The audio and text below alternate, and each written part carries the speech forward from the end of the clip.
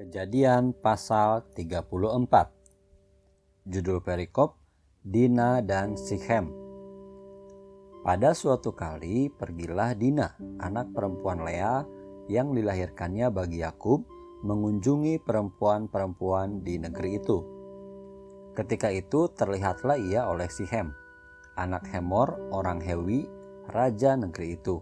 Lalu Dina itu dilarikannya dan diperkosanya. Tetapi terikatlah hatinya kepada Dina anak Yakub. Ia cinta kepada gadis itu, lalu menenangkan hati gadis itu. Sebab itu berkatalah Sikhem kepada Hemor ayahnya, "Ambillah bagiku gadis ini untuk menjadi istriku." Kedengaranlah kepada Yakub bahwa Sikhem mencemari Dina. Tetapi anak-anaknya ada di padang menjaga ternaknya. Jadi Yakub mendiamkan soal itu sampai mereka pulang. Lalu Hemor ayah Sikhem pergi mendapatkan Yakub untuk berbicara dengan dia. Sementara itu anak-anak Yakub pulang dari padang. Dan sesudah mendengar peristiwa itu, orang-orang ini sakit hati dan sangat marah karena Sikhem telah berbuat noda di antara orang Israel dengan memperkosa anak perempuan Yakub. Sebab yang demikian itu tidak patut dilakukan. Berbicaralah Hemor kepada mereka itu, "Hati Sikhem anakku mengingini anakmu. Kiranya kamu memberikan dia kepadanya menjadi istrinya. Dan biarlah kita ambil-mengambil. Berikanlah gadis-gadis kamu kepada kami, dan ambillah gadis-gadis kami. Tinggallah pada kami. Negeri ini terbuka untuk kamu. Tinggallah di sini.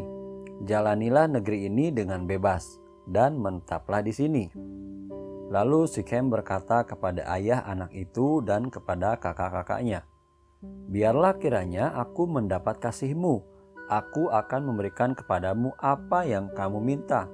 Walaupun kamu bebankan kepadaku uang jujuran dan uang mahar seberapa banyak pun, aku akan memberikan apa yang kamu minta.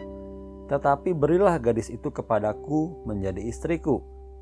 Lalu anak-anak Yakub menjawab Sikhem dan Hemor ayahnya dengan tipu muslihat, karena Sikhem telah mencemari Dina adik mereka itu.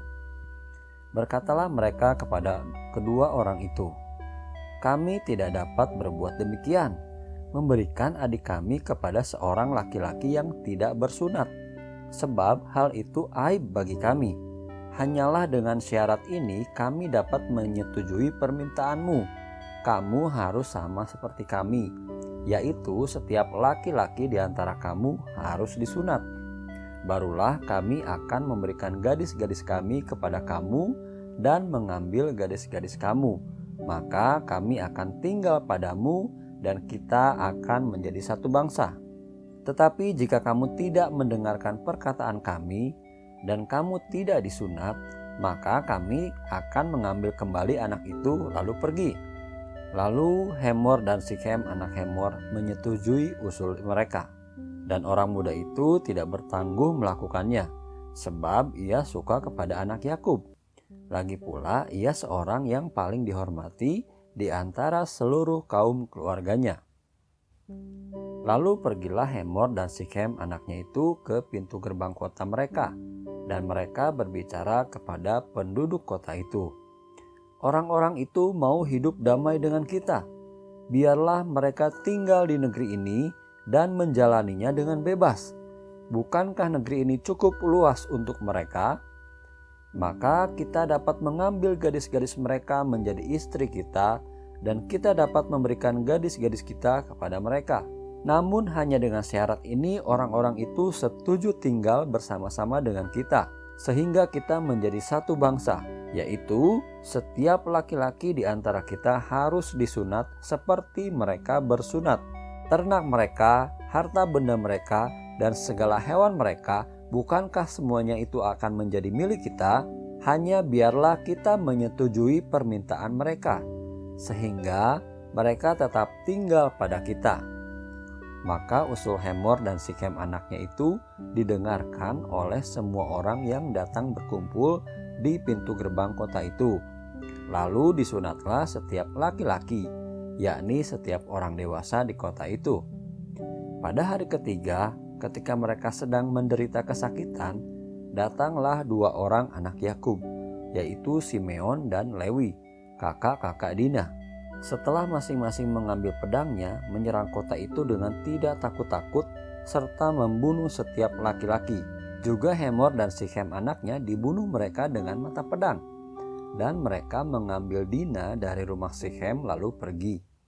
Kemudian datanglah anak-anak Yakub merampasi orang-orang yang terbunuh itu, lalu menjarah kota itu, karena adik mereka telah dicemari. Kambing dombanya dan lembu sapinya, keledainya dan segala yang di dalam dan di luar kota itu dibawa mereka. Segala kekayaannya, semua anaknya dan perempuannya ditawan dan dijarah mereka, juga seluruhnya yang ada di rumah-rumah.